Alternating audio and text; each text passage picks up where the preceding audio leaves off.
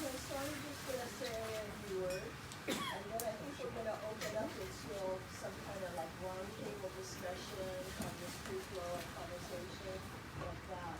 We're going to do the roundtable now and then we'll do Yeah, okay. So just in terms of segueing, I guess, into the roundtable, I just wanted to underscore some of the stuff that was in the films and that was said at the Garden of Remembrance. And it's to say that, you know, this Day of Remembrance, it wasn't always here. It was developed into a community institution, and that is now commemorated in different parts of the nation. And it started out as a way of not only just remembering what happened and giving voice to that, but also as part of a social justice movement. It was a tool of that movement so that we could organize and hold the government accountable for the wartime violations that it had perpetrated against particularly the Japanese American community. So now we often see or understand Day of Remembrance as a time to remember the incarceration of 120,000 persons of Japanese ancestry in the United States. But actually, the wartime internment experience is much more than that. You know, just to say that it wasn't just Japanese Americans, because to say that would be to say it's only Japanese American or U.S. citizens of Japanese ancestry that were put into camps. Let me take this. Actually, the whole episode started with attack on immigrants. And these are immigrants that were identified as the enemy at that time. Immigrants from Japan, Germany, and Italy. And so when Pearl Harbor happened, all of a sudden, people started disappearing in all of those communities. And people their families didn't know where they were at. And what came to be was that these immigrants were seized because they were considered potentially dangerous enemy aliens.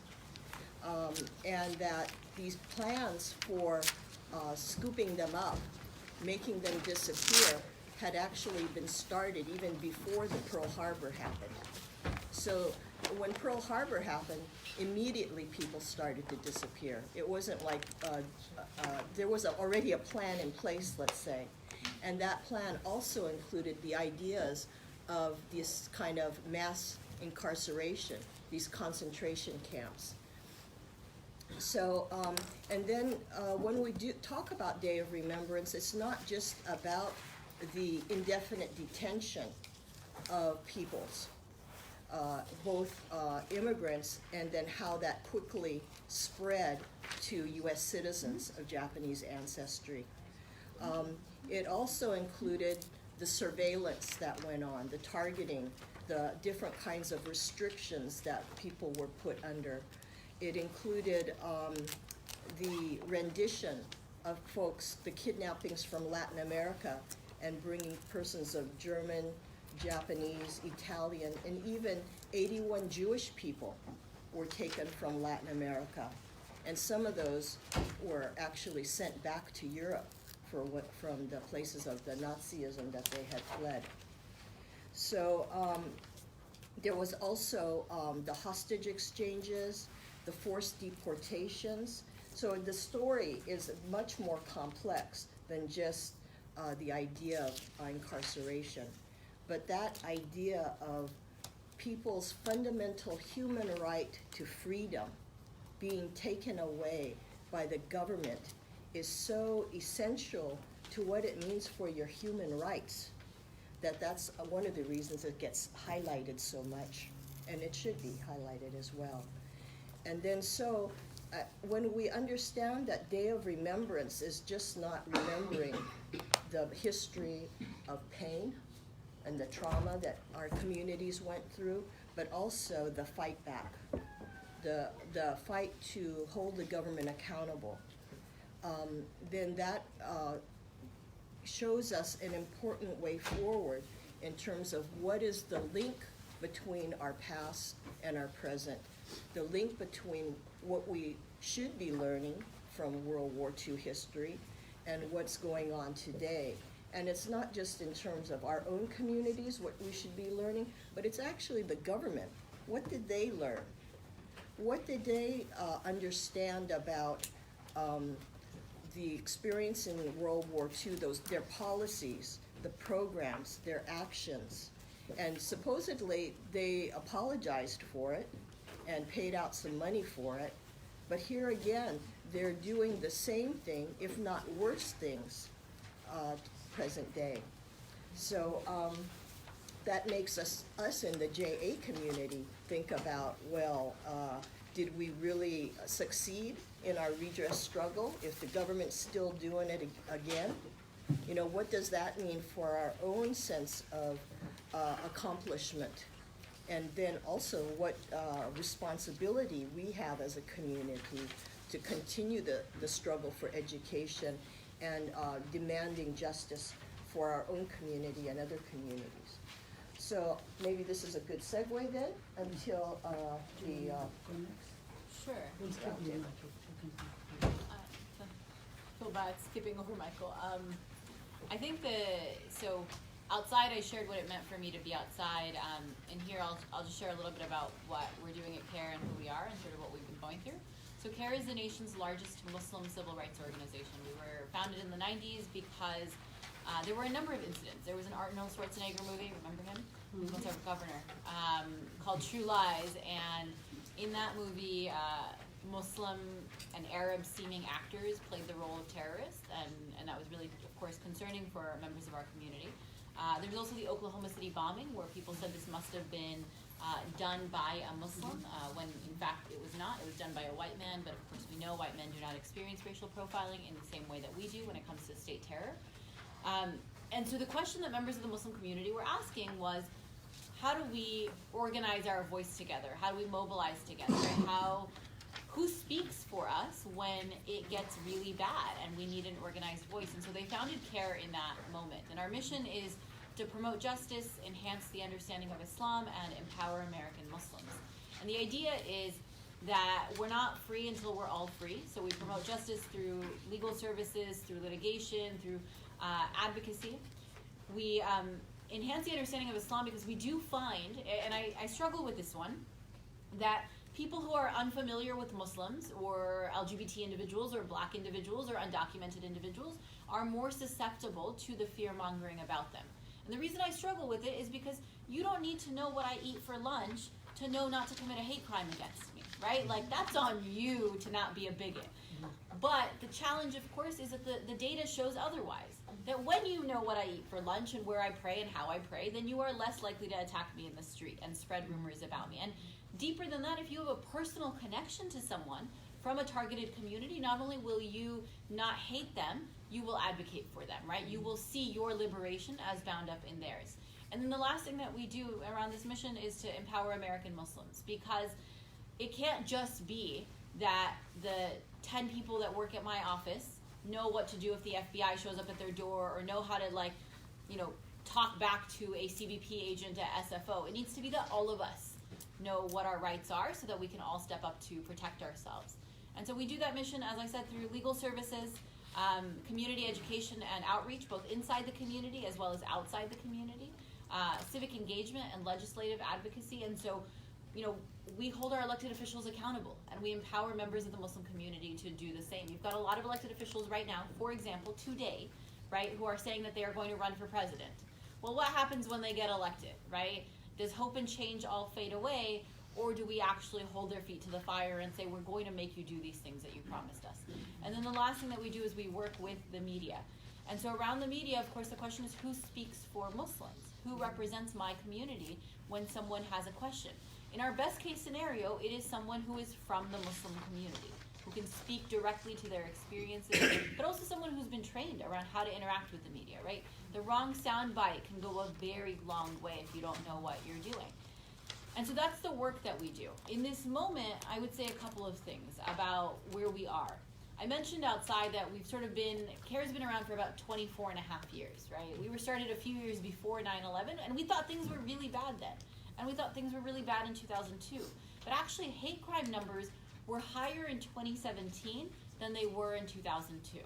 Just today, yesterday or today, news broke of someone who was killed in a hate crime somewhere in the Midwest, right? There are frequent attacks, and the question that we struggle with is, who is the biggest perpetrator of the violence, right? Individuals in the street or the government itself? And today we have a president that sort of feeds into the cycle, right? What comes first, Trump's hate rhetoric or the KKK hoods? I don't know, right? That they sort of facilitate each other.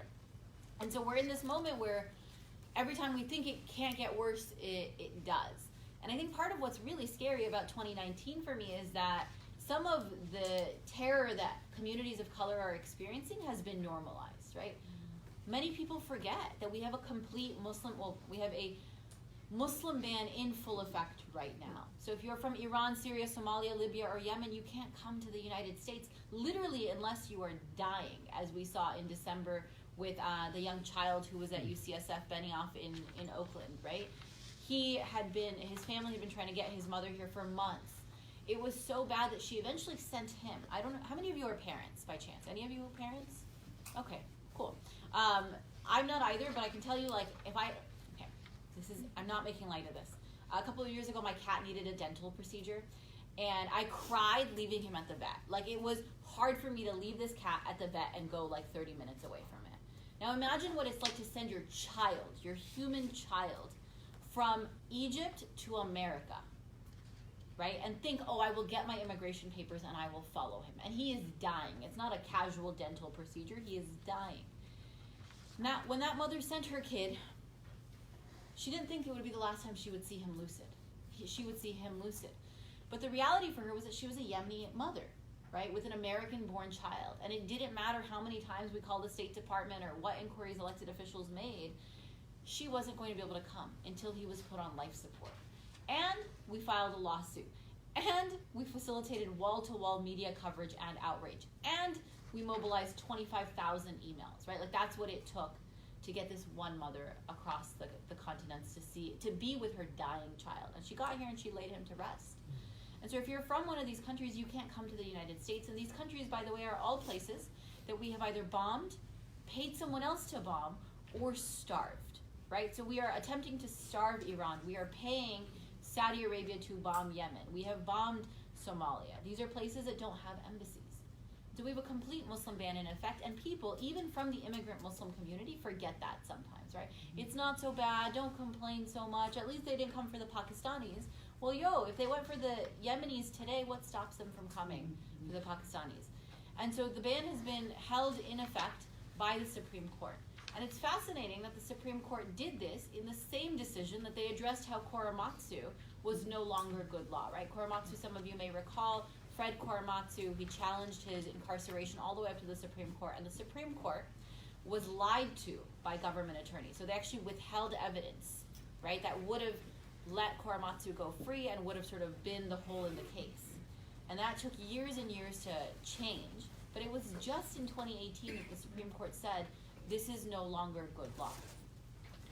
So that happens in the same decision where they say, but the Muslim ban is fine, because it's not really a Muslim ban, and this president really isn't racist, and we shouldn't look at his tweets, and there's a security basis for this. And I had the opportunity to sit in the Supreme Court for these arguments, and I swear I couldn't get past the concern that how do we know that this government attorney is not lying to these justices? Because that has happened. So it's upheld by the Supreme Court. There is litigation that is ongoing right now challenging parts of the Muslim ban, and there is legislation that's been introduced to repeal the Muslim ban, to defund the Muslim ban. Some of us remember this, for whenever I was awake in 8th grade civics or high school civics, whenever they make us take it, right? 3 co-equal branches of government. They're all supposed to be checks and balances on each other. But the reality is the executive branch is full of white supremacists, and they're just out and out white supremacists. The judicial branch is slowly being filled with people who will look the other way on white supremacy, as they did with the Muslim ban. And so that leaves us really only with the legislative branch, right? that means that every person that we elect to Congress has to be held to task to say, hey, like, we need you to repeal the ban. You came in on the resistance wave. Some of you may have watched the State of the Union, where the president appeared to take credit for how many more women there are in Congress today than there were before. And I was like, yeah, absolutely, because they all hate you. And so we're pushing the members of Congress to repeal and defund the ban. The thing I'll stop at is my takeaway from all of this, from learning from Japanese American elders who said, we experienced what we experienced and we want to make sure that you don't have to go through the same, right? But also seeing all of these people coming into Congress and asking us, right? Because we need to give them the political cover to do the courageous thing. Every time I read one of Nancy Pelosi's press releases, I wonder, like, where is the San Francisco progressive community on holding this person accountable? Just last week, she threw Ilhan Omar under the bus, right? Ilhan Omar makes a comment about AIPAC and how AIPAC is like the NRA and like using money to influence policy. And Nancy Pelosi asks her to apologize, right? And the question here for me is, where are we in all of this, right? In the same way that the Japanese elders put a lot on the line to protect our communities. And what I talked to you about is just one small problem that is part of a number, right? Like countless problems now when it comes to immigration, when it comes to national security, when it comes to criminal justice. What I'm talking to you about is just one small part of, not one small, but a part of a bigger issue, right? The rise of white nationalism in our country. And so the responsibility is on us. If we are in a classroom at SF State, I don't assume that you're documented, right? Some of you may be undocumented. I don't assume that you have food or housing security. Some of you may be living in your cars and not knowing where your next meal is coming from. But the reality is that you have each other, right? You have influence, you have voice, you have platforms, you have resources. And so I encourage you to use them, because it's going to take a lot of us getting really, really uncomfortable for the long run to overcome what is happening to our country right now. Thank you. I just want to say that Zahra Billoo is going to be teaching, hopefully, the class in the fall. We're going to try to make it happen, so please watch out for it. It's called RRS 435, National Security and the Racialization of Arabs and Muslims in North America. We will let you know.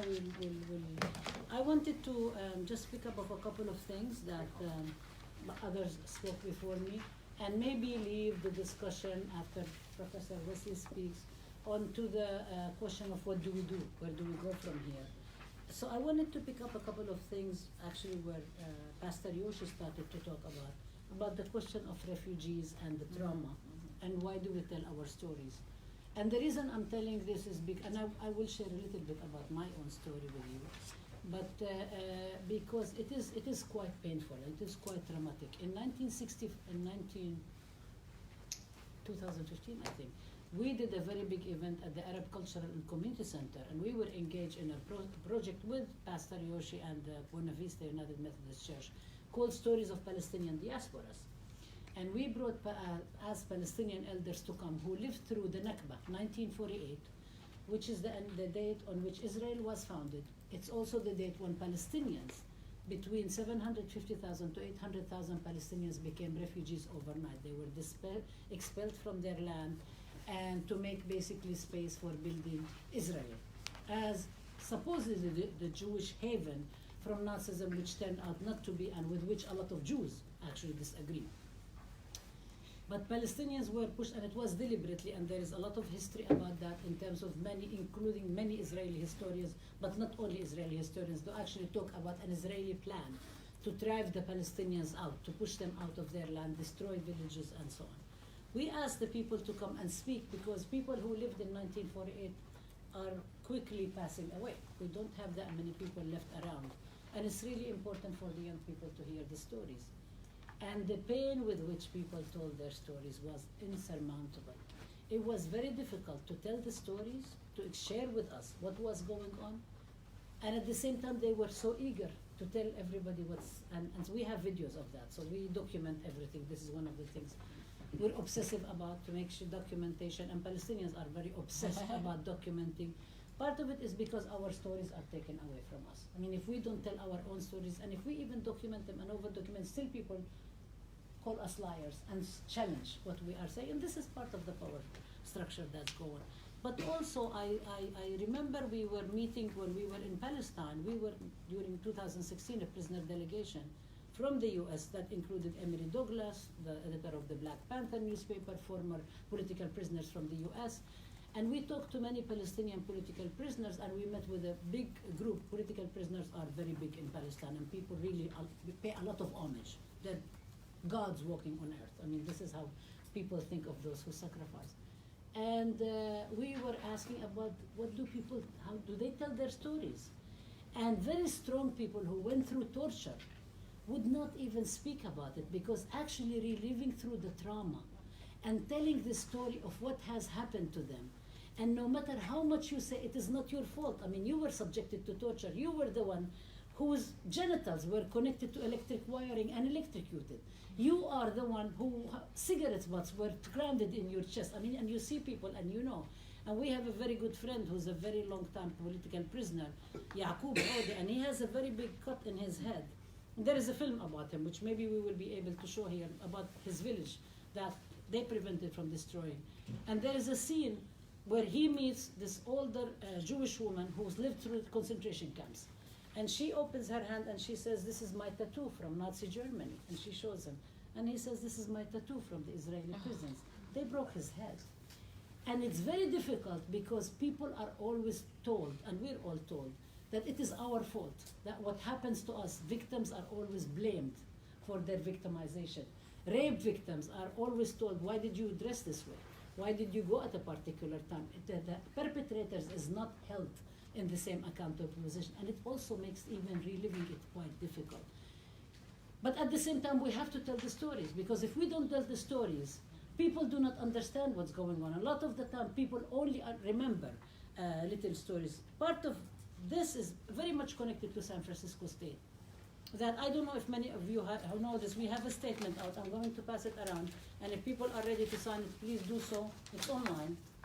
And this is a statement we submitted to the Senate today, to the University Senate, because last week we discovered that Provost Summit has issued a list of religious holidays recognized by San Francisco State, in which she basically recognized Israel Independence Day as a Jewish religious holiday, and omitted Ramadan, which is the holy month of Ramadan, and Eid al-Fitr, two holidays celebrated by almost 2 billion Muslims. And so when we challenged that, and actually the first person I wrote a dear colleague, a letter to my colleagues in the College of Ethnic Studies, but past Dean Ken Montero wrote an email to the provost saying, what's going on? This is really a problem. And she basically, what she did is she said, oh, well, somebody in my office looked it up and then found some website at some college somewhere on the East Coast and just put it in. I didn't read it carefully, and it just happened. So I wrote back saying, okay, so now, so first of all, you cannot pass the buck. Secondly, you really need to have responsibility and acknowledge and change it. It's been a week since we discovered from last week until today. Yesterday, she came out with a statement saying, oh, we omitted a couple of Muslim holidays that affect 2 billion people, almost 2 billion people. We omitted them. We're including them. She included them in a wrong way, because the Ramadan, actually, everybody who is Muslim or who pays attention to Islam knows that Ramadan is never a fixed date exactly. You never know if it's going to start on that particular day or the next day, because there is the sighting of the moon. Unless you sight the moon, you can't start fasting. Unless you sight the moon, you cannot have the Eid. You can't. I mean, it's like people are always, everybody's watching. Is it going to be tomorrow or is it the day after tomorrow? And sometimes somebody in Saudi Arabia says something, somebody in Egypt says something, somebody in Pakistan, and there is like this whole debate in multiple spaces and all sorts of languages, by the way, but you need to know where to look, whether this is going to be Ramadan or not. Also, the Eid is 3 days, it's not 1 day. And she put the list of Ramadan and the Eid wrongly, of course, because they don't consult. I mean, they don't consult, they don't have connections with the communities, they don't feel accountable. They didn't say anything about what happened with the Israeli Independence Day quote. Actually, Israel itself does not consider Israel's anniversary as a religious holiday. This is the Israeli government itself that they're paying homage. When we say Israeli independence, it's independence from what to what? It is actually Zionist groups that came out in order for them to build a state, a settler colonial state, on the land of Palestinians, displacing Palestinians, And it is supposed to be independence from British colonialism that was controlling Palestine. I mean, the whole issue is problematic. But even in that, the provost was trying to say that the reason she did this is because she was actually fulfilling the Senate policy of accepting religious holidays, which is fine because we want students to be able to feel that they are not being discriminated against, because we know that this is a Christian country mostly. Sometimes they'll do Hanukkah here and there, sometimes they'll talk about Kwanzaa, but generally speaking, we know that when things are taken holidays off. So it's really important for us in San Francisco State to recognize all holidays. But you cannot take advantage and use and justify what the Senate, a good policy, in order to do something wrong, and then when you do it, instead of you getting held accountable and saying, I'm going to be responsible, just like the US government and the executive order that started the concentration camp, you can't just say it's somebody else who's responsible, or somebody in my office made a mistake. You're in charge, you need to take responsibility. You can't pass the buck. You cannot let the person of color get up and actually take responsibility for that. So we have a statement, we issued a statement. If you are interested, please sign it, because we really would like them to be held accountable and do something about it. So that's kind of like the whole question of why do we need to talk about anniversaries? Why do we need to talk about what happened? Why do we need to talk about what happened in 1948? I myself am not a refugee, but I was born and lived under Israeli occupation. I grew up under Israeli occupation. I come from the West Bank, city of Nablus, a Palestinian city. I will just share a couple of things with you. That very much connect to campus, because on campus we have people who served in the Israeli military and who continue to be on active duty in the Israeli military. And I've lived all my life experiencing Israeli military at the checkpoints whenever we need to cross from one city to another, from one village to another, when we need to go visit my aunt in the next city, when we needed to go to hospital, when I went to visit, when I went to see, went for my mother who had died, and I was held up for 5 hours at the bridge, at the border, and I barely made it to the 3rd day of her condolences. I wasn't even there to bury her, because they just decided that they didn't want to let Palestinians cross. That's it. I mean, there is no other reason. This is what happens. I took my father, who was dying, through in 2001, through from Jordan to Israel, to Palestine, which was controlled by Israel. And we had ambulances. All the ambulances were ready to take us to the bridge from Jordan side, because he has documentation. He was dying of cancer. And there was an ambulance meeting us on the other side. 12 hours we were held up at the Israeli bridge. And we weren't able to cross. And every single time I went to the Jordanian soldier captain and I said to him, when are we going to cross? It's very hot. It's 40 degrees centigrade outside.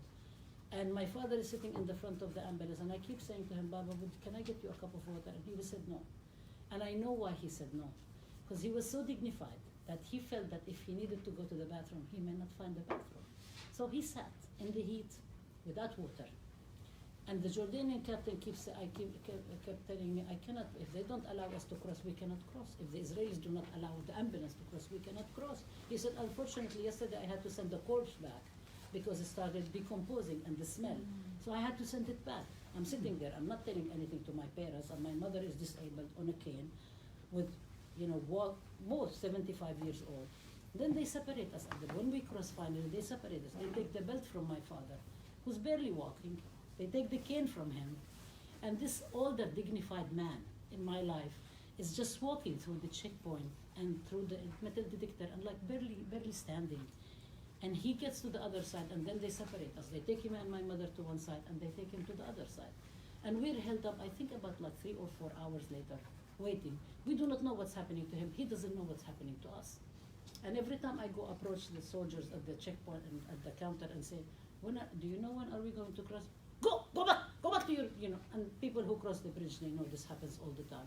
And you can't actually challenge. You cannot just even give them lip. You cannot say anything, because they may actually send you back. And if we get back, what will going to happen with the patient who's with us, who really needs to get home because he does not want to die abroad. He doesn't want to be buried outside of Palestine. For him, he's obsessed about getting there.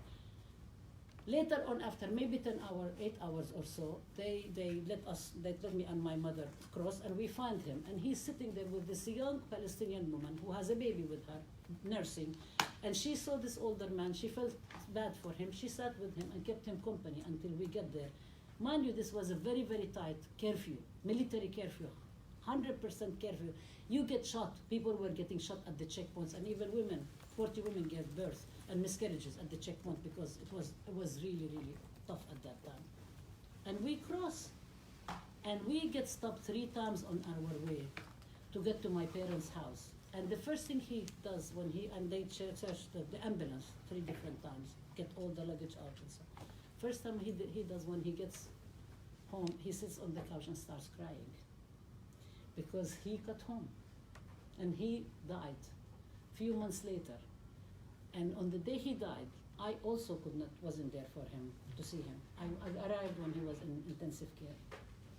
I made it there to the hospital. And when he died, the big debate that was happening between my mother and my brother in particular was to bury him that day or to bury him the next day. And my brother was saying it's haram. You have to, according to Islam, you have to bury the dead the same day. And my mother was saying, we need to wait till tomorrow so we can announce to people he's going to be buried, so people can come to the funeral. And so she won. She was very tough and strong and so on. She was my mother. So she won the debate. But the next day we were worried whether there's going to be a curfew or not for us to be able to have a curfew. That was the biggest consideration. Is there going to be a curfew? Are we going to be able to have a funeral or not? And this is the basic thing that Palestinians go through. And I'm telling you a very ordinary story, business as usual story, about somebody who's 75 years who gets sick, who actually gets sick because neither the doctor nor the ambulance could get to him when his blood sugar was dropping, and nobody could get to him, so he had to go to the hospital and die. I mean, didn't die from cancer, and he had, by the way, prostate cancer, which doesn't kill people. It takes a long time for people survive. But this is what happened under occupation. And I'm not talking about the other people. When I was very sad and my aunt came to me and said, just be thankful, you're lucky. Because I heard of people in the old city of Nablus that the man died and his body decomposed for 3 days. His children was watching him and smelling, and his wife had to take his body and drop him from the balcony on the garden and wait until they were able, the curfew was lifted so they can bury him. So you are lucky that you were able to bury your father. This is the conditions, and I'm not telling you anything unusual. I mean, this happens to me. I'm not telling you all the other stuff that happens every single day, day in and day out. What happens to all the people? This is the kind of the stuff we go through, and that is why it's really important for us to tell the stories, but it's also quite painful. Because every time you tell a story like this, and I know for me, when I tell a story like this, and I went and I took my parents, I delivered them, I did what a good daughter would do, and it was really tough. It was very difficult to do so. But at the same time, I keep saying, could I have done something more? And this is the ways in which these structural oppressions put us through. This is what they do to us, because we always keep saying that we're the ones who are responsible. We don't look at the system that is doing it. We don't look at the bigger evil. And the worst thing about it also is that we also start isolating us from each other and actually responding because we don't want the same thing to happen to us. And that is one of the things that Pastor Yoshii spoke about Mccarthyism. This is what Mccarthyism did. It basically doesn't have to be true, but once you label somebody, you get isolated, you get separated, things start happening to you. Your friends, your colleagues, your enemies, your neighbors do not want to have anything to do with you because they're afraid that the same thing is going to happen to them or is going to be guilt by association. And then you start, little by little, things start happening, retaliation, bullying, harassment, to deprive you of your livelihood. So you can learn that you never should challenge, you should never speak up, and everybody learns that you don't want to be that person. And this is also another lesson, why it's really important for us to speak up, why it's really important for us to come together, why it's really important for us to build solidarity with each other. It sometimes costs, but I really don't think we have a choice. I don't think we have a choice if we want to prevent what happened in Second World War, whether we're talking about Nazi concentration camps, whether we're talking about all the victims, whether we're talking about what happened to the Japanese people, Or we want to go to the history of this country and talk about what happened to indigenous people, what happened to Africans who were kidnapped and put into slavery, what happened to the Chinese Exclusive Act. Again and again, there is histories and histories, archives of oppression. If we want to stop it, we really have to do something. And I think this is part of the pedagogy. If you think I'm trying, sometimes they think I'm trying to indoctrinate people. I think people can only be indoctrinated if they want to be indoctrinated. People don't agree, they're not going to listen to you. I mean, people only agree with the people they hear, and you have to make arguments. You have to argue with people. But if people do not believe that this is the case, I think we are going to suffer worse fate. But I think I am quite optimistic that all our coming together is making it possible for us to actually fight for an indivisible sense of justice. Thank you.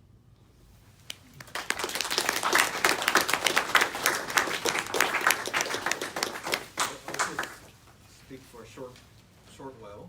So about at least half of the people here are from the Okinawan American Heritage and Culture class. And so when Grace Shimizu and Professor Abdulhadi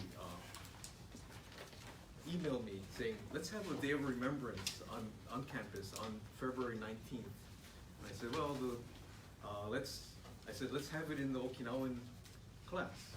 And without hesitation, academically speaking, you have to question what is the connection between Okinawan American Heritage and Culture, Day of Remembrance, and Amen. Like academically speaking, a lot of people say, they're not related. Mm-hmm. But by now, people in my class, you kind of know that I would say F that. F academically speaking. Sorry, I'm not like that, but I'm not always reverent to academia, because you mentioned area studies.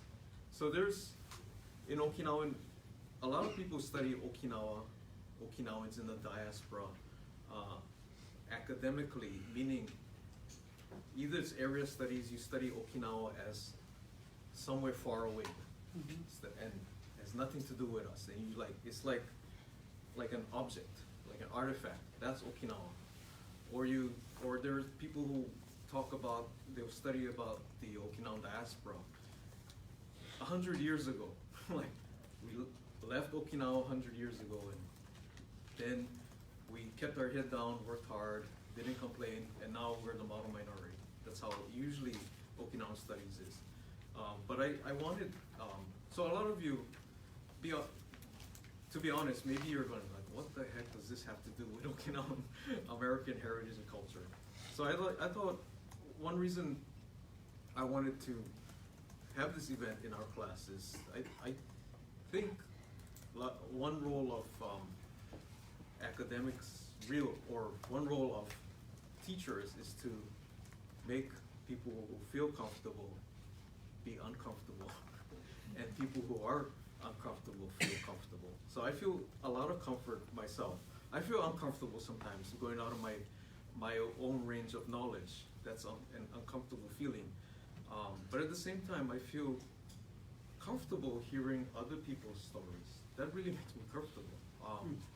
So that's another reason why I wanted to have this event together. So I feel happy and honored to be here. So with that being said,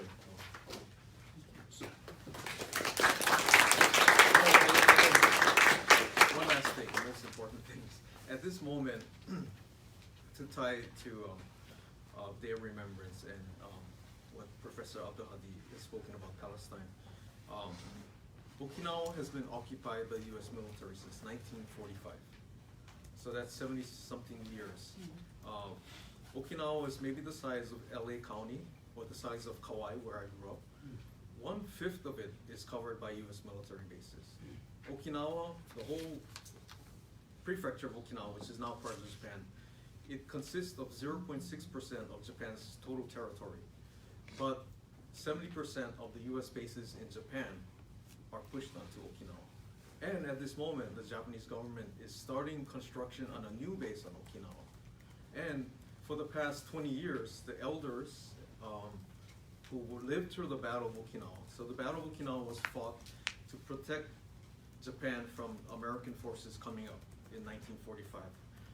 the Japanese military poured soldiers and ammunition and arms into Okinawa to fight the Americans coming up. In the crossfire, a third of Okinawa's population was killed in less than 3 months. You can imagine a third of this population, just every family had at least one member killed in less than 3 months. That's happened in Okinawa. And so the US bases were built after the US occupied Okinawa.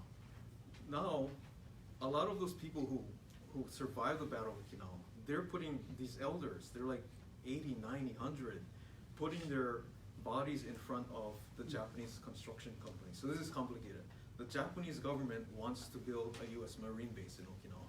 So I can explain later, but it'll take me too long. But it's that same military-industrial complex, the same military network that goes to the Middle East. You know, the people who fight in the Middle East go to Okinawa, get trained there, and get deployed there. So we're all connected somehow. And I guess that was the other point. We're connected somehow. If you sit down quietly and you think about it, somehow we're connected. And a lot of Okinawans who were picked up from Latin America, I mean, a lot of Japanese Latin Americans were Okinawan. So that's how I got involved with the Japanese Latin American regions issue.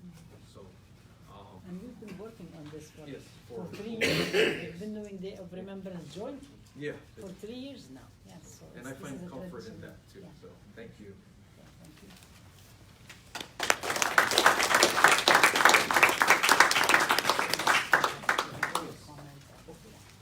Okay, so, all right, so this was actually also Professor Wesley's proposal as well as Professor Francis to actually ask students to do interactive. So we would like to just maybe go around, have people say, how did you, what are the first things that you think? What hit you? It's a class, it's your class, so do not feel that any question is a stupid question. There is no stupid questions. Actually, it's not a good thing to keep questions because you wouldn't know. You will only know if you ask. So raise questions, raise comments, say how you feel about things. What did you feel? Go around, let's take around.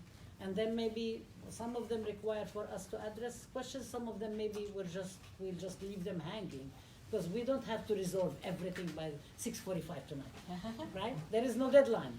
This is an ongoing process of learning, which is also part of the critical pedagogy. So yeah, so you want to talk So about this was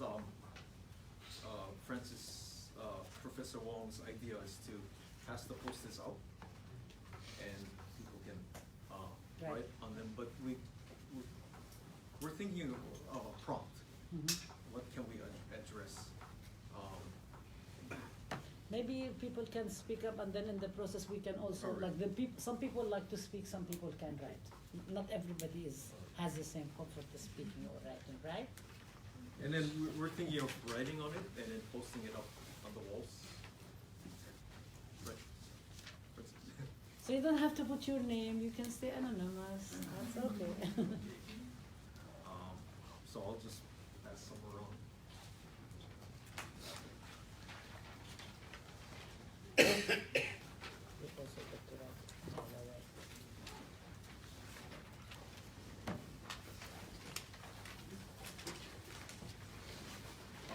How should we just have a prompt up? Perhaps we can just say a message that came to you after listening to all that was spoken today, and something that came to you all. If you were in the garden, something that came to you in your garden that you would like to express. And then we'll paste it on. I'm gonna put it on that wall over there. Let's start with filling up that middle section, so we can take a picture of it.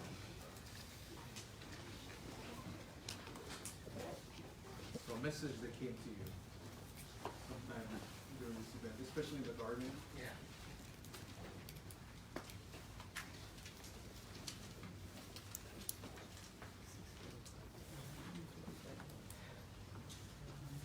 Yeah, go ahead. Say your name. Oh, And no, if you're in this class, and speak.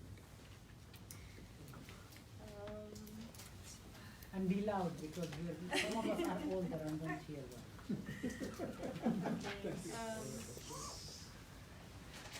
name is Zahra. I didn't get a chance to hear so much about the Japanese internment camps. I just wanted to get a little bit more insight on what was the daily struggles with. What did you guys go through? If there were any American military people there, and how did they interact with you guys? Did you hear the question? Did you guys hear the question? Okay. You can So, answer. kind of, what was it like, life in a concentration camp, a U.S. concentration camp during World War II? Do you want to talk about the hostels and and I can talk about this? Okay, he's going to talk about the Japanese American experience, or in the 10 camp stuff.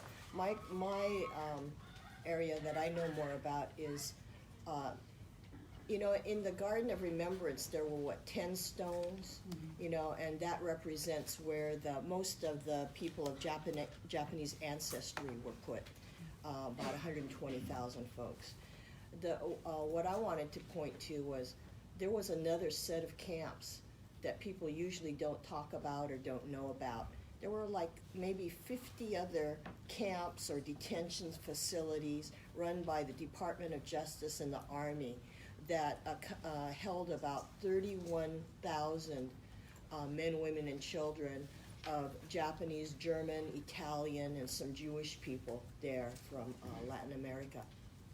And so those camps were the camps for the potentially dangerous enemy immigrants, and in that one, I can tell you about what it was like for my father, who was taken from Peru. He had gone to Peru as an immigrant. He was about 18 years old in the 1920s. He had wanted to come to the United States because we had relatives, cousins and uncles and aunts in California, but he couldn't come into the United States because there was an immigration ban. They wouldn't let Japanese people immigrate in. So a lot of them who wanted to come here went down to Latin America. And so that's where my dad had gone. And then, and they built a life there. But when World War II happened, then people started disappearing. So my dad was, and they started disappearing similar to here in terms of the government already had a kind of a list, a blacklist of people to pick up. So when Pearl Harbor happened, people started disappearing. And our family was on that list because they were business people, leaders of the community. So on that list was also teachers, judo instructors, ministers of churches, just like in the United States, people who got picked up. Okay, so they picked up members of my family. So when they were brought by ship, they were brought to, most of them went to New Orleans. So the men were, and the young boys were in the bottom of the ship. The women and younger children were held in cabins above the ship. And then when they sailed into New Orleans, they were separated like that, men and women, and then herded into kind of like this warehouse thing and ordered to strip their clothes. They were sprayed with DDT, kind of like an insecticide, and then they were, some of them were, housed in a warehouse to spend the night. Others were sent more onto a train.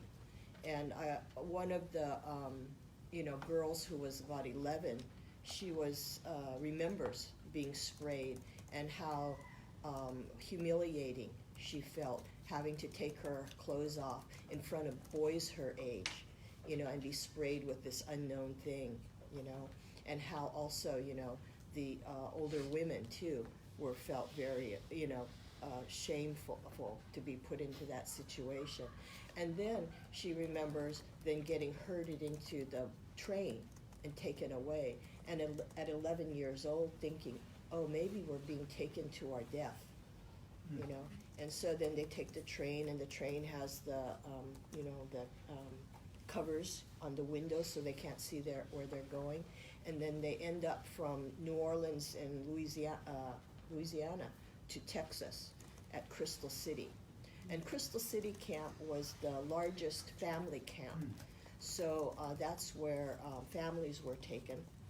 And by the way, Crystal City camp is about an hour away from Dilley Detention Center, which is now one of the larger detention centers for women and children. So then in that camp, it had been before like a migrant labor camp.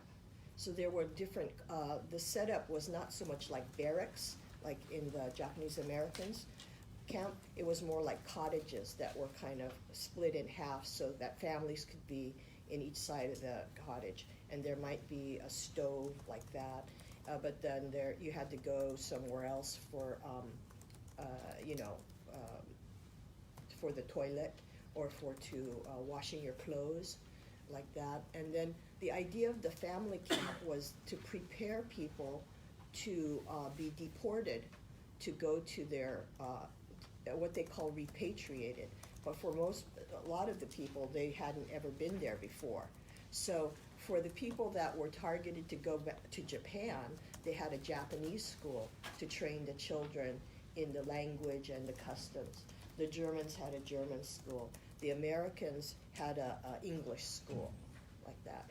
And so from our oral histories, we find that the kids felt that they owed a lot to their parents and the adults to try and make life normal.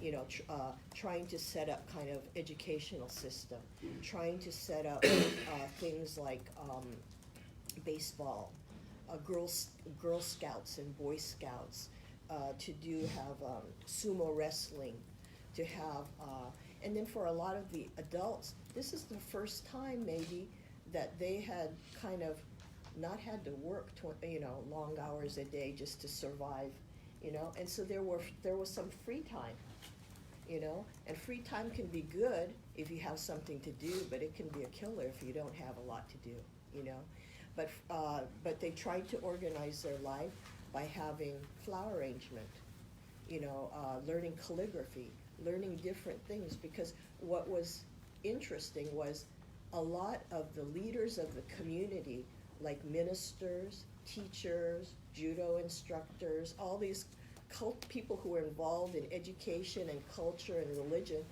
were picked up and put into those camps too.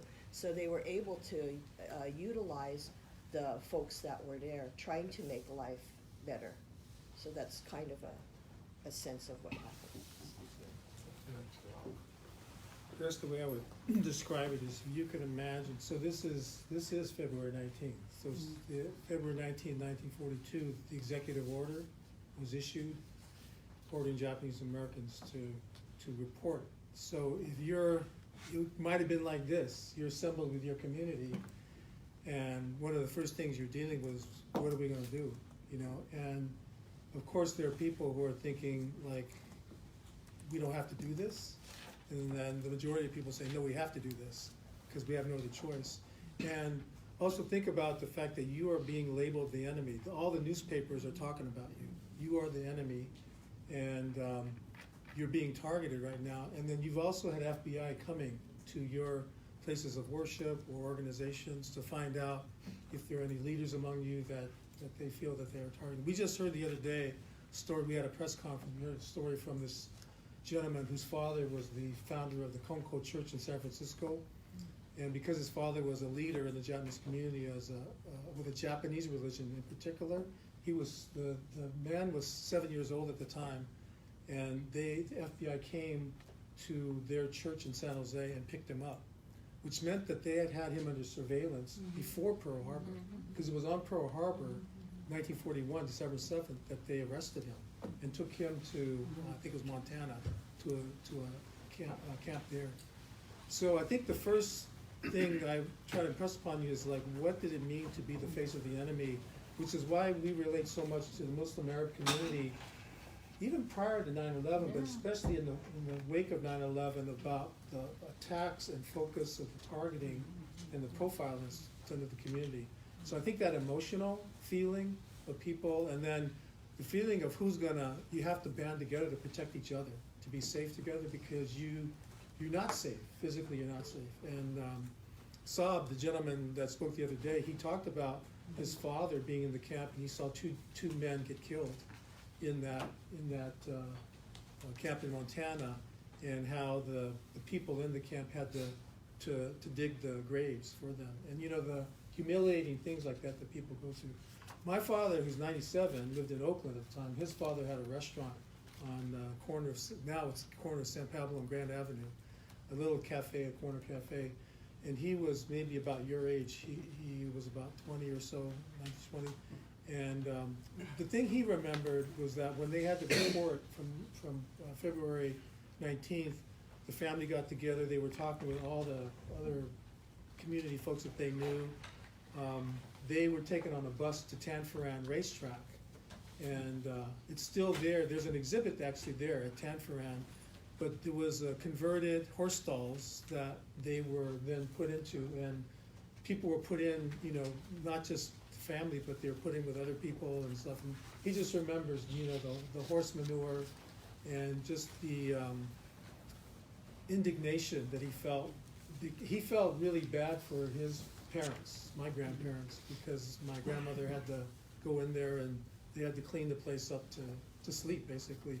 And so the humiliation and as well as the emotions of being targeted, I think the things that they had to kind of internalize and live with, and then they were there for several months, and then they were put on a train to Topaz, Utah, which is I talked about in the garden.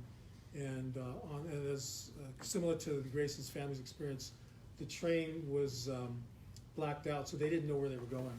And back when they were preparing to go to Tanforan, they could just take what they could carry with them. So you think about that too, is like if this happened to you today, the order would be, you know, you can take only a certain amount of possessions you can carry. You have to leave everything else behind. So you had to depart with all your possessions. My grandfather had to depart with his restaurant. And so yeah, he had built up like probably 20 years or so just to be able to learn the craft and then open his restaurant, but he lost it. My grandfather on my mother's side had a farm, so they had to close up shop at his farm in Fresno and then take it away as well. The daily life, I think what Grace described, but I think, you know, what I've discovered over the years is that everyone had different experiences because families were split up, there were health issues, there were things that happened to people, there were crises going on. So camp could have been a time where, you know, a younger sibling died or something. Or in the case of the young men, there was a loyalty oath. People were asked to take this oath of loyalty to the United States and whether they would serve in the military. So those are the famous questions. And some said no, and the ones that said no to both were sent to a segregated camp at Tule Lake in Northern California. Some decided to go into the military. Some decided to resist that and say, until I get my rights back, I will not serve the military. There was a concentration of them in Heart Mountain, Wyoming, that we called the Heart Mountain Resistors. And so when they said, no, we're not going to serve the military, they got targeted and sent to prison. So they were sent to different prisons during the wartime. They were essentially conscientious objectors. I had a woman in my congregation whose two brothers were both confronted with that question. One decided to go into the military and he joined the 442nd and he was a decorated hero. The other decided to join the conscientious objectors. He went to Leavenworth prison for 4 years. And it was something that the family struggled with, and the parents, you know, respected their both decisions, but it was something hard to talk about. And so they just kind of went on their daily business. One of the things I know that people were, you know, very proud about was doing arts in camps and taking what was there. For example, a lot of people did woodworking, And that was the way they expressed their energy. And they would take wood and carve things, and we still have remnants of carvings and things that people made, jewelry, taking rocks and making jewelry out of them. So, but that was sort of like those who wanted to use their creative energy in a way to sustain themselves through the experience. But we could probably go on for hours about what people did, but that gives you a glimpse of it. Can I just say a couple of things that actually, like, really struck me? Not exactly the same. Again, we always make sure that we say we don't conflate histories. They're not exactly the same. Not all experiences are the same, but there are similarities. So I was thinking when you were speaking, Michael, what people take about the Palestinian experience, Yeah, because exactly. we've interviewed a lot of people. And the Nakba, even though there was May 15th, 1948, the day of the founding of the State of Israel, that's a marked day. Actually, the Nakba took place in over like a year and a half or something. But a lot of people were pushed out at gunpoint, and the only thing they would take with them are the keys of their homes. They just left the keys. Some people even tell the stories that they had the pot boiling because it wasn't an order. It was just kind of like all these militias were coming and pushing them out. And the Zionist narrative historically was that, oh, the Palestinians just up and left. They just left by themselves. Or the Palestinians were concerned about the family honor that they left. And now we're digging more into oral histories, and this is why oral histories become really important. People actually just left, and they closed the door, and they took the key because they thought they were going to come back. And I mean, there is all these stories again and again and again about what do you do when something like this happens. What do you do? I mean, what do you take with you? What do you leave behind? I remember in '67 when Israel occupied the West Bank, and one of the things that my parents did, my dad has a stamp collection, and my mom, I remember, put all of us like tons of sweaters on top of each other. Whatever jewelry she had, whatever cash, they passed it in us, and basically ready, because we figured the soldiers are going to come and push us out. We did not get pushed, a lot of other people did, but we didn't. So I can tell you tons of stories about living under occupation and so on. But it's always a question, what do you take? What do you take when you leave? And then people think of it as a personal choice, but it's not really a choice, because you really don't have a choice. Your life is being remade all over. And then the choice you made is such a small thing to actually decide what do you leave behind and what to take with you. The other thing I was thinking about is the artwork. Because when we go to Palestine, we visit last time to Abu Jihad Museum of Prisoners' Affairs. And it's a huge museum in Jerusalem at Al-Quds University. And it has tons of artifacts from prisons. And there is a lot of artwork that the prisoners do in prison. And like there is the gender thing that men are not supposed to be doing beads and so, but there is a lot of embroidery, there is a lot of beads, there is a lot of this stuff, and you recognize it. If you know prisoners, when you see something like this in somebody's car or something, you say, you have somebody in prison, because people know that the material is not, but there is something about this. One is that the channeling and writing and doing artwork and so on, and sometimes it's also as a way to camouflage other things, because a lot of prisoners, you say to them, the books they ordered from the prison library are being surveyed. So when they order books, they are very careful about the warden is going to come and interrogate them and say, why did what are you? Is this a way for them to kind of like be surveyed against each other? So that's also kind of like another thing that the other thing I wanted to say is that, yes, it's true, the solidarity has been there before. In 1986, the US government under Reagan and George Herbert Bush was the vice president, and before he was, the director of the CIA. Everybody, when he died, made him such a huge hero and the kinder, gentler America, which is such a farce. Okay, but anyway, at the time, he was the vice president. The United States government was trying to push down the Central American movements in El Salvador and Nicaragua, in particular, the Sandinistas and FDR-FMLN. And they tried to terrorize CISPES, the Committee in Solidarity with the People of El Salvador, to put down the U.S. opposition to the U.S. intervention in Central America. They failed to attack CISPES because there were a lot of people in the United States who supported Central American movement. So what the U.S. government did is targeted the Palestinians, and they arrested 7 Palestinians and a Kenyan wife of one of them in 1986 in Los Angeles. And one of the first communities that actually came to their support was the Japanese American community. And the US came out with a plan called Alien Terrorists and Undesirables, which was made by Bush, who was the vice president at the time, talking about setting up internment camps, concentration camps for citizens of 7 Arab countries and Iran, just like they did for the Japanese. And one of them was supposed to be in Ogden, Louisiana.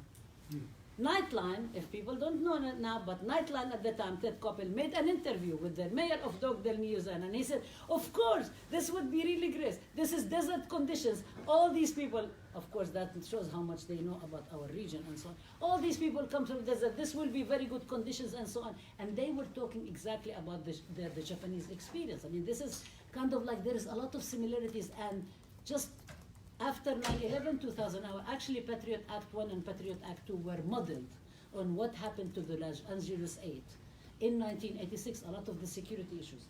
I want to say 2 good things, positive. This is all the stuff that which doesn't mean we don't talk about the painful stuff because it's still continuing. But we in Ahmed are doing 2 projects. One is called Teaching Palestine, Pedagogical Praxis and the Indivisibility of Justice. And we're talking about actually how to do that in the Japanese American community. The other thing is that we have a big project in June for the students here and others called Study Abroad in Palestine. That we're trying to do this project through San Francisco State University in June. It's going to happen. SFSU is trying to really make it not happen. Trust me, there is so many hoops, but we're going through every one of them they throw at us, okay? And we are going to make it happen. And we are going to go and I'm actually thinking when we go and we talk to people about their experiences and hear of the experiences, how many things can become sort of like similar and how many things will evoke in also Palestinian memories, because people in Palestine are very isolated because of the curfews, because of the blockade, because of everything that's going. Imagine people coming from different parts of the world and sharing their experiences and being able to engage with some things that are similar, some things are different. To have all these like people exchange and experience. So please keep watching, please apply, please join us. There's only 25 seats, it's going to be limited, but we would really like to have you all on it. And this is very exciting.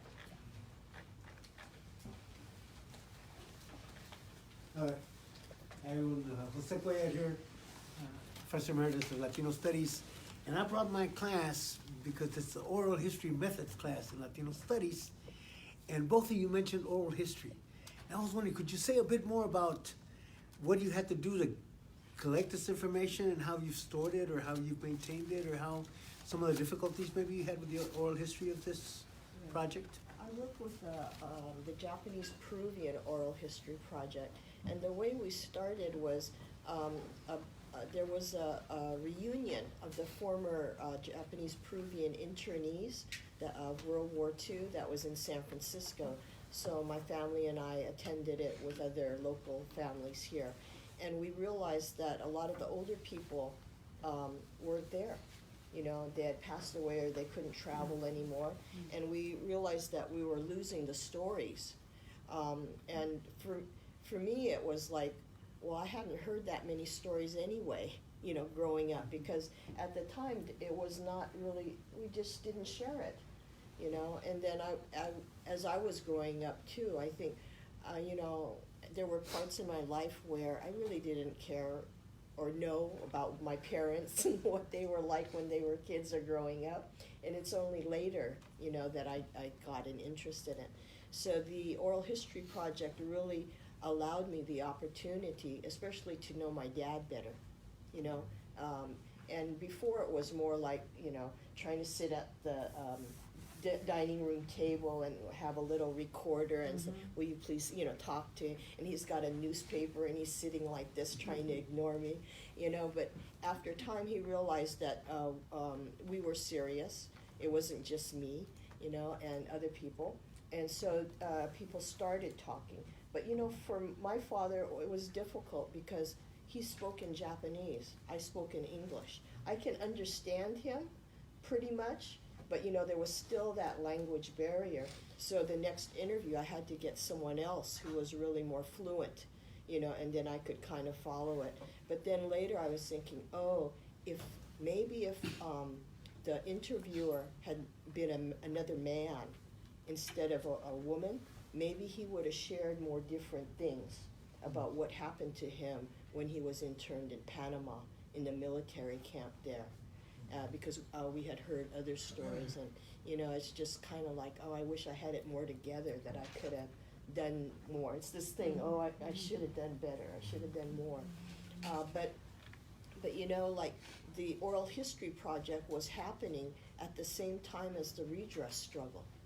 You know, so what we found was the struggle helped inform what kind of questions we wanted to ask, what kind of information we wanted to do, which was good, you know, but it's also a focusing in where there's so much more to interview too, and it's kind of like, oh, I wish we had more time with the folks that passed away, you know, so, and then it's like the priority was to get the stories. So we've got a lot of stories that are on these little cassettes that have never been transcribed, that's not digitized, you know, and we're waiting to get funding, you know, so someone can transcribe it. We've had some interviews that are in 3 or 4 languages. The person just goes from language to language, bebopping around, you know, and it's kind of like, oh, you know, these interviews are complex, you know, so it's like English, Japanese, Okinawan language, and Spanish. So all 4 at once. Are they located, located in one place, or are they? Oh, no, we were dispersed after the war. So there's some, you know, in the United States, in different pockets in the United States, Hawaii, Chicago, New York, you know, other places. And then there's Okinawa, Japan, then there's Peru and other places. No, I mean the interviews. Yeah, the interviews. We went to different places if we could get the money up to go. Let me just comment on oral histories in general for the Japanese American community, because I think Grace's was very specific to your efforts, right? But redress was a time where it legitimized people to come forward and tell their stories. So to me, that's a critical piece of our own peculiar history, that if you have this wartime commission and Congress people saying, we want to hear from you, it legitimizes the need to have your voice heard. But I think that's not the only conditions under which people can tell their stories. And also, the critical thing around the redress movement was that here people were saying, we want to hear from the Japanese Americans because we don't know that history. Why don't we know that history? Because the history has not been told. So in our public schools, the narrative was coming from a whole different point of view. As Rabab talks about the Nakba, and it's from one point of view, it's quote, Israeli Independence Day, but for the Palestinians, it's the Nakba.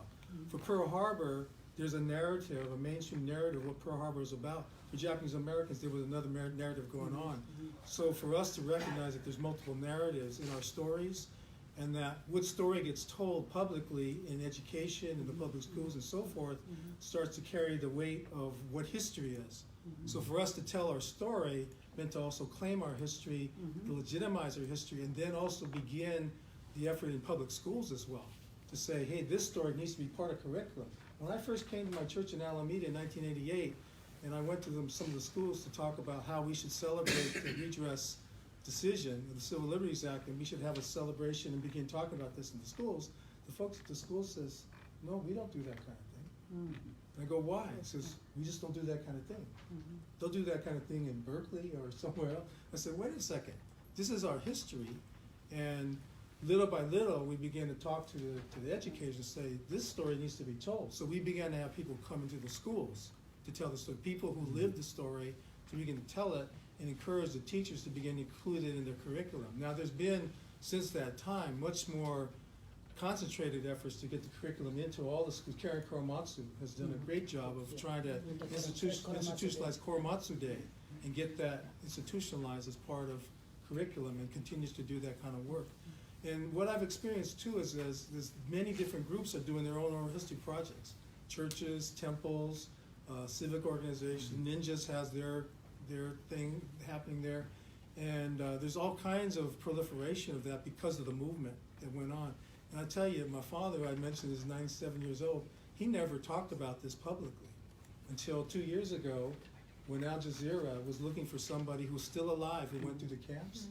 And the person who was doing the project for Al Jazeera Radio was doing it because of the impending Muslim ban that was going on. They wanted to hear from Japanese Americans, and she says, I can't get anybody. A lot of people have passed away, and I just by chance asked my father, would you do this? And he said, okay. I said, you're willing to talk now? And he says, yeah. I said, why are you willing to talk now? He says, well, all the guys who wanted to talk, they're all dead. And I owe it to them, because I was always bashful about talking publicly about this. So the point I'm making is there's a cumulative effect too. People telling stories, because sometimes numbers of people are hesitant, but when they see other person that tells a piece of their story, then they get up there and say, oh yeah, and I want to add this. Yes. Just like when we did the stories of Palestinian diaspora, one person gets up, and then next thing you know, 5 other people are in line. They want to tell their part of the story too. So I think telling story is a great antidote to the lack of history that goes on, and as well as Grace said before too, our telling our story and doing these remembrances is part of a movement, right? And the cumulative movement that we have in Solidarity. Can I add something really quickly just about stories? I just, the other thing about stories is that so many of these abuses are perpetrated in silence. When we think about what people are experiencing today, one of the populations that we work with are people who are visited by the FBI at their homes for questions about their religion and politics, right? Like imagine you wake up tomorrow morning, it's like 6 a.m., you're like, the crust is still in your eyes, and like someone is knocking at your door, and it's 2 agents with guns and badges, and they're like, we just want to ask you a few questions. You're not in any trouble. I don't know. You've got the guns and badges. Now tell me again that I'm not in trouble. And what we find is with people who experience that, for example, that they experience it in quiet, that they're ashamed, that they are shy, that they don't have places to go to tell those stories. But when they do tell those stories, it helps other people understand what their rights are and what is going on. So I appreciate storytelling both as a way of ensuring that we can learn the lessons of and honor the experiences of people who came before us, and also impact the narrative, right? Otherwise it is really like cis white men who write these books that we read in our public schools.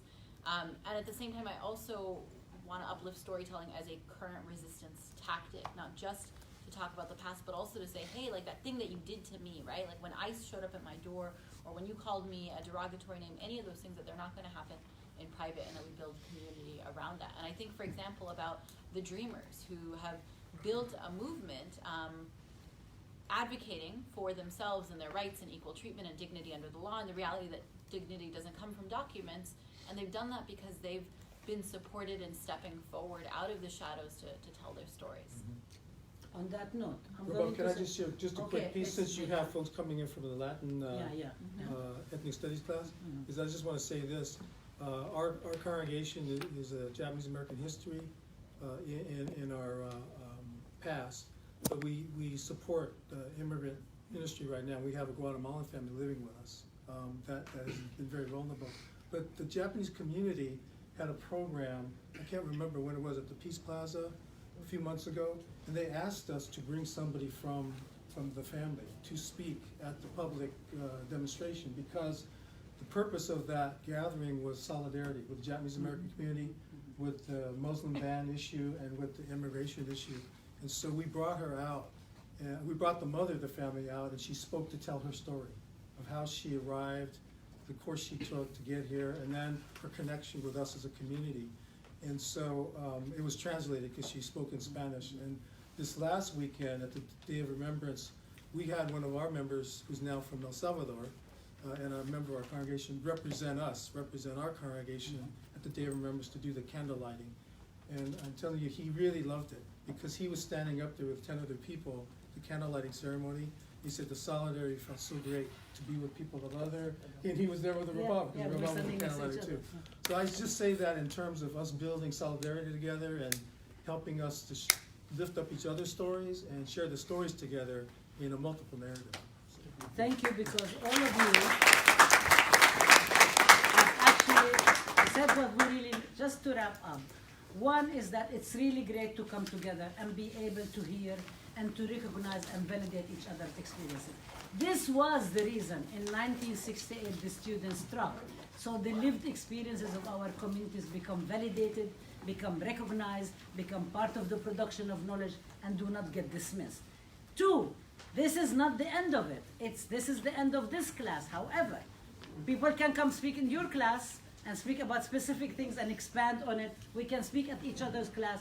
Three, storytelling is affirmative. It's recognition. It's affirmative because nobody will tell our stories better than we are. And if we don't, somebody is going to tell the story, and we're not going to recognize ourselves in it, and we're going to say, why is it that they're saying this and this and this? So I think this is a communal project. Four is that we don't really have to get all the stories together. It's okay that they're diffused. That's one way of resistance rather than allowing to be under one spotlight. Four is that this is the mission of ethnic studies, for us to come together, to think about maybe a project for all of us, to train our students, to get our students to engage, to ask. We used to have a project called Tell Me Grandma, Tell Me Grandpa in Ahmed before our lines got taken away and we got trampled upon and so on.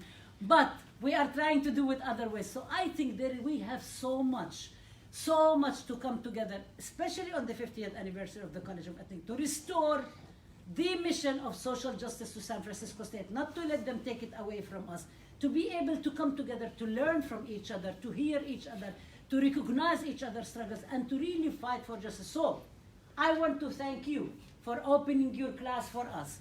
I want to thank you, Professor Wang, for your incredible music that is so uplifting and so energizing and so motivating. I want to thank you, Grace, and Michael, for actually coming and sharing all these oral histories, experiences, and your knowledge and bringing us together.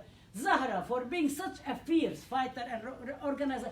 All of you, look, I just wanted to end with one story I didn't mention. This is Jaime. He's my partner. He's a former member of the Young Lords Party, fought in Ocean Hill, Brazil for Brown and Puerto Rican control of the school board, resisted to fight in Vietnam. His uncle, we found out by chance, actually was one of the people, Puerto Ricans, who refused to go serve in the Korea War because they were involved in Puerto Rican independence. We heard in a story in a panel, American Studies Association, because Rafael Cancel Miranda, who is the former prisoner, gets up and starts talking about it, and there is a flyer about him and other people being arrested, and it's Jaime's uncle was one of them, actually spent time in prison. And so there's all these stories that are spread out there that we need to bring together. We need to lift up, we need to recognize, we need to embrace, because we have a long archive of resistance, over 500 years. And we have a lot more to go. So thank you. Lift up the struggle.